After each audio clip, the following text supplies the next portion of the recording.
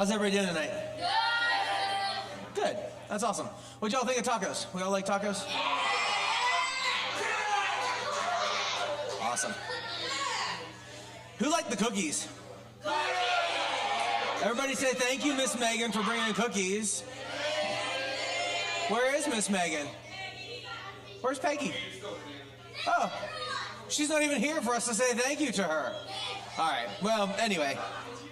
All right, so a couple quick things before we jump in to it tonight. As I promised last week, in this week's email, Winter Retreat registration is officially open. So for Winter Retreat this year, we are going to a new camp. It's a camp called Camp Allegheny. It is not the Camp Allegheny that is like 10 minutes from here, okay?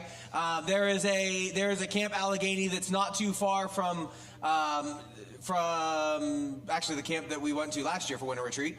But it's got a whole lot of cool stuff. One of the things that it has is a big gym with glow-in-the-dark dodgeball. So I'm just throwing that out there, that Blacklight Dodgeball is part of our activities for Winter Retreat this year. Dave's like, let me add it. It is, if you register before the end of November, it is $110. And after that, I think it goes up to $135 if I remember. Yes, Caleb. I don't know the answer to that question, but I also don't know whether there will be snow or not. Last year we got really lucky with a really nice amount of snow, but that is never guaranteed. But there are outdoor winter activities as well as really good indoor activities for us to do if we get weather that's not great for outdoor activities. So we have that. Also, speaking of things that you should be registering for, today is the last day to register for the North Carolina mission trip that is happening over Thanksgiving. So if that is something that you are interested in, you should make sure that you sign up before midnight tonight, because at midnight tonight, the registration for that closes. So that's going on as well. So Winter Retreat's coming up. That is the last weekend in January, and then our North Carolina mission trip over Thanksgiving weekend. Today is the last day for that sign up. We are jumping into week 8 of the story, a few good men and women, but before we get to that, we got our videos. So there was a recap video from last week, as well as the video for this week that I want you guys to watch.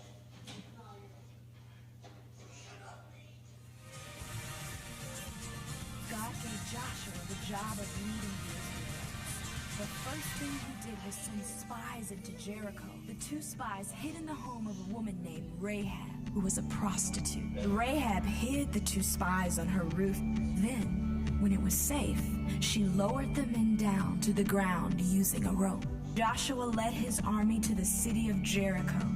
They marched around the walls of the city for 7 days, blew their trumpets, and let out a loud shout. When they did, the walls of the city completely collapsed, and Israel's army charged in and conquered the city. For years, Joshua and the Israelites marched through the Promised Land, defeating their enemies and dedicating their victories to God. Joshua gathered all of the leaders of Israel around him. He placed a large stone under an oak tree as a reminder to all to follow the laws of God.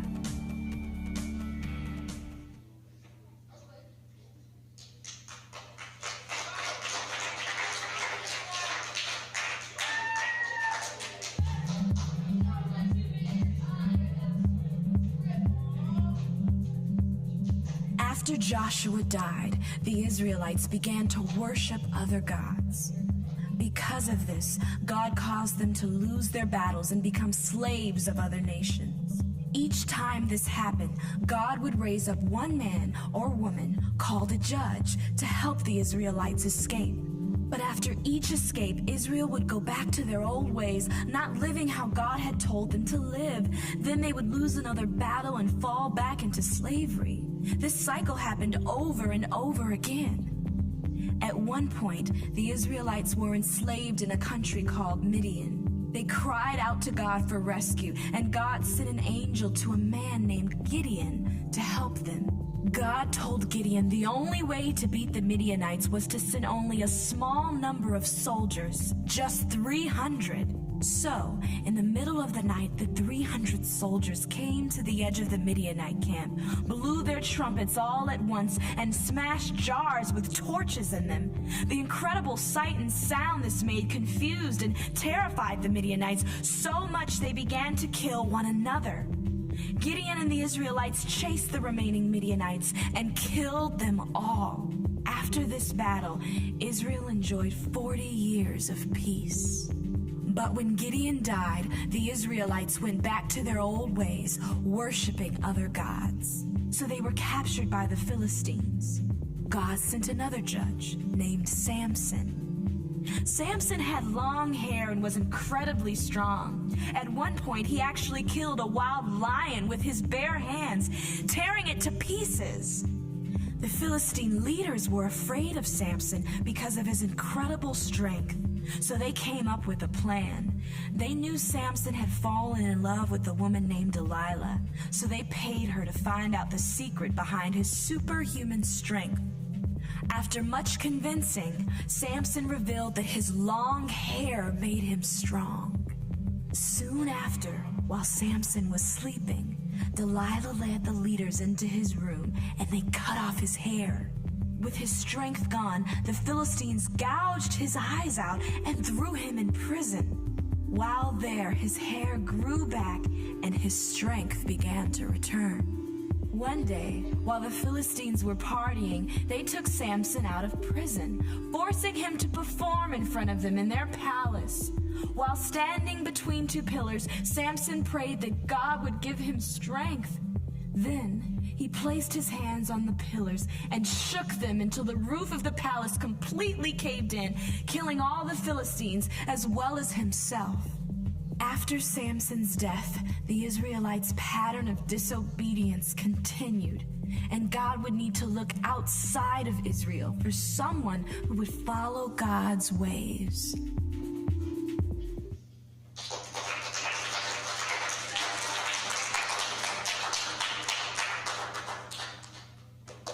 All right, so this week we are Israelites based on, if you're following along, if you're reading along, we are still in the Promised Land. You'll note by the little tab that's on the side of your book. Remember, that kind of helps you keep track of what's going on in God's story as we're working our way through it. And so we have the Israelites who are in the Promised Land.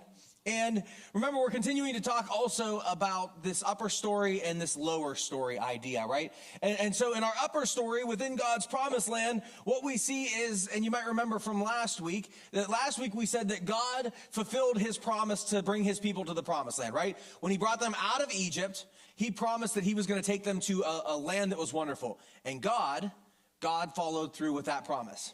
What we find out this week is that the people failed to keep their side of sort of the agreement, because in Exodus, the Israelites said to God during their reception of the covenant, when God gave them the 10 Commandments, they're like, yes, we will do all of these things. We will do everything that you have commanded us to do.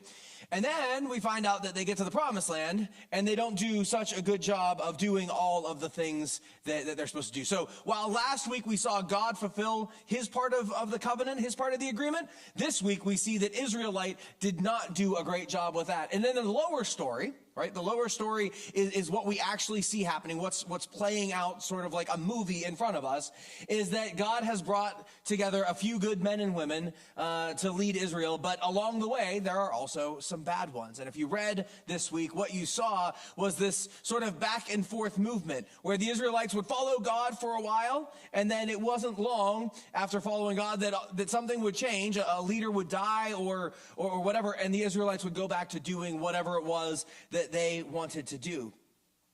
If you open your book, if you have your book with you, I want you to open to page 103. It is the first page of the chapter that you probably read this week if you're continuing to read along with us. And at the end of that little introduction paragraph that's there at the start of the start of the chapter, what does that very last line of that intro say?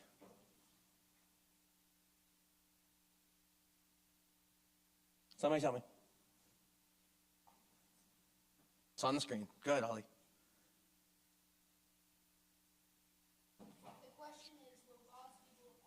The question is, will God's people ever learn, right? And we've kind of talked through this a little bit as we've been going. And this week becomes a really good example of us seeing God's people really struggling to learn and to understand what it means to follow God, what it means to be faithful to their covenant, to follow God. Will God's people ever learn? So far, it seems like the answer to that question is no. And it might actually feel like even the answer to that question today continues to be no, because if we look around at the world around us, we don't see people who do a really good job of following God. And in fact, depending on who you know and what your experience of this world is, you might even find that there are people in the church who don't seem to do a very good job of following after God. And so this question, will God's people ever learn, is not only a big important question for the chapter that we're looking at this week, but it's also a really important question for us to ask as we're looking at the world around us, as we're trying to understand what's happening in our world. Because the truth is if God's people aren't learning, if we're not doing a good job of following God, then it shouldn't be any surprise to us that sometimes we find ourselves in difficult situations. And the first clue to us this week for just how bad things are getting comes a little bit further down that page, and you can also find it in the book of Judges, where that's where this chapter kind of comes from in the Bible, is the book of Judges. But it says this: after that, a whole generation had been gathered to their ancestors, and another generation grew up who knew neither the Lord nor what he had done for Israel. Then the Israelites did evil in the eyes of the Lord and served the Baals. Everybody say Baals. Because there's two weird A's together and we pronounce them both, all right? You'll also hear people say the Baals. But the Baals or the Baals are they're just gods. They're pagan gods. They're gods of other cultures in that world. And so what happens here at the beginning of this chapter, at the beginning of even the story of Judges, is that the Israelites, rather than following the God that brought them out of Egypt, rather than following the God that led them through the wilderness, rather than following the God that just brought them into the promised land, they've lost track of who that God is because a new generation was raised up. A new generation grew up who didn't know the works of God bringing the Israelites into the promised land. And so they begin to follow the things of this world. And if you read the story of the Exodus a few chapters ago, you might recognize that language a little bit, because the story of the Exodus, of God calling Moses to lead the Israelites out of Egypt, actually opens with a very similar line. It says that a new king had come up who didn't know what Joseph had done. Remember, Joseph helps to save the Egyptians and the Israelites by knowing that the famines are coming. And after Joseph dies, then all of a sudden a new king comes who doesn't know what God did through Joseph. And because they don't know what God did through Joseph, now they are no longer following after God. Well, the same thing happens to the Israelites here, right? There was a group of people that were with Joshua when he led the Israelites out of the wilderness and into the promised land. But what happens? Well, that group of people eventually dies, because that's what happens in life. And a new generation comes up who doesn't know God. And that new generation goes seeking after the things of this world. And you know what? You probably do the same thing sometimes. If you're honest with yourself, you probably do the same thing. Because we've talked in previous weeks about sort of the deals or the agreements we try to make with God. We say to God, hey, if you give me a good grade on this test, I will do such and such. But it doesn't take us very long. I'll go to youth group every week if you help me pass this test. If you keep me from getting in trouble with my parents, I promise I'll pray every morning. I'll read my Bible every day. We make these kind of deals with God. And what happens is that, well, maybe we do get a good grade on the test. And maybe that first day or two after we get the good grade on the test, we remember to open our Bible and read. But it's not long before we forget what God has done for us. We forget the way that God cared for us. And so when we forget, then we stop following after God. We stop following after God in the way that we told him that we would. And so we're not all that different than the Israelites. We're not all that different. And so in this week's story, what God does is God raises up what the Bible calls judges. Can everybody say Shaphat? Good, you're speaking Hebrew now. That the word for judges in the Bible is Shaphat or Shaphat. All right? But it doesn't mean judge like you and I think of judge. Because when you think of a judge, you probably think of a guy wearing a robe sitting behind a bench with a gavel in his hand, and maybe something like you see on TV or whatever, where they'll come up in front of him and everybody will plead their case, and at the end the judge will make a decision, right? He'll make a decision about what was right and what was wrong. And while that was a little bit of what these Israelite judges did, there was more to being a judge in Israel than just deciding cases. It wasn't really a legal position. It was more of a leadership position. So it was like the person who could decide what was right or wrong was also the one who was in charge of the whole country, the whole people of Israel. But more than that, the judges, it says in the Bible, also led them into war. So not only were they people who decided right from wrong and people who helped to determine how the community should live and to understand what God's ways were, but the judges were actually leaders in battle.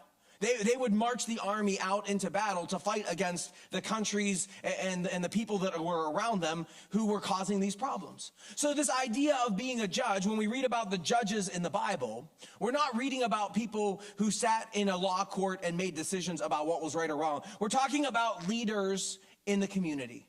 We're talking about people that God raises up to help lead the Israelites so that they can do what is right, so that they can follow after God in the ways that God wants them to live. All right, and so that's what that term judge means when we're reading through the Judges. It's a leader for the Israelites. And you saw in the video and you read in the story about one guy in particular that we seem to focus on in the middle there. His name was Gideon. And did you hear what happened with Gideon and the army that he led into battle? Did anybody hear how many people Gideon took into battle in his army? Caleb? 300. But if you read the story, what you realize was that Gideon actually marched into battle with a lot more than 300 people. And God, over the course of a couple different things, helped Gideon to narrow his army down from tens of thousands to 300 people. And the question is, why does God have Gideon go into battle with just 300 people? Well, he says this: you have too many men. I cannot deliver Midian into their hands. Why? Or Israel would boast against me. They would say that they did it with their own strength. And the truth is that God likes to be a God who proves his power. Right? So last week we talked about the Israelites marching around the city, and what happened? 7 times around the city, and then they yelled, and what happened? The wall crumbles, right? They march around the city 7 times, and the wall falls. Right? If we all went out and marched around this church 7 times, I don't think it's going to crumble to the ground. In fact, I don't think you could march around anything 7 times and get it to crumble to the ground. But God displays his power by having the Israelites come up and simply march and yell, and he overthrows a city. And the same thing happens this week with the 300 that Gideon leads into battle. God puts on display his power and his glory by winning in a way that the Israelites couldn't imagine. And for you all, in your lives, the same thing happens. The same thing is probably going to be true. More often than not, it's these moments when we're really struggling.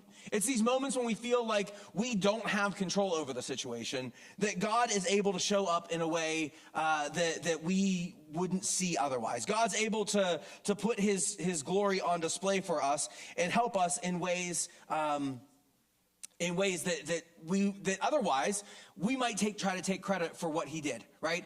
And so we say, God, help me with this test. Well, let me ask you a question. If you get a good grade on that test, are you going to go around and tell everybody in the school, you know what, the only reason I passed this test was because God helped me through it? Probably not.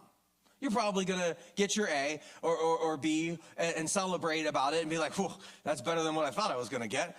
And you're going to move on, right? If you pray to God before a big game and you win, you're going to high five your team afterwards and you're going to be like, we are awesome. We did a great job. My guess is you're probably not going to take time to tell people about how you knew this was going to be a really difficult game, and you spent time praying before the game and asking God to be with your team and to help you, right? Like in your head, you might know that you did that, but probably in winning the game, you're not doing anything that brings glory to God. God, the point of what we do and the point of what God does in this world is to bring glory to him. And so when God overthrows the Midianites with Gideon, what does he do? Well, he does it by his power. He does it by whittling that army down till it's so few people that nobody could possibly look at those 300 Israelites and be like, yep, they are so awesome. They just defeated these thousands of people from the other army, right? Like, that's not what's going to happen. Rather, people are going to say, God must be with Israel. God must be helping them. Otherwise, there's no way that they could have succeeded.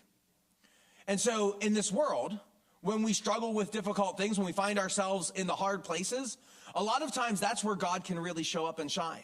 Because it's in those moments where we say, God, I can't do this on my own. There's no way I can get through this. That then God turns around and says, okay, you give me the glory and watch what I can do for you. You give me the glory and watch how I can show up and make your life way better than you thought it was going to be. But too often, we try to do it ourselves. Too often, we try to take things into our own hands. We try to make it better on our own. And when we do that, what we do is we take away the opportunity for God to work. Because if we try to do it ourselves so that we get the credit for it, then God doesn't get the glory. And if God's not going to get the glory, God's not going to show up and do the work. You guys are going to head out into your small groups, and we're going to talk a little bit more tonight about sort of the ways that God steps in and works unexpectedly sometimes. So you guys can head out to your small groups. Oh, if anybody was waiting for a copy of the story, they did not come in time this week, but I will have them for you next week, all right?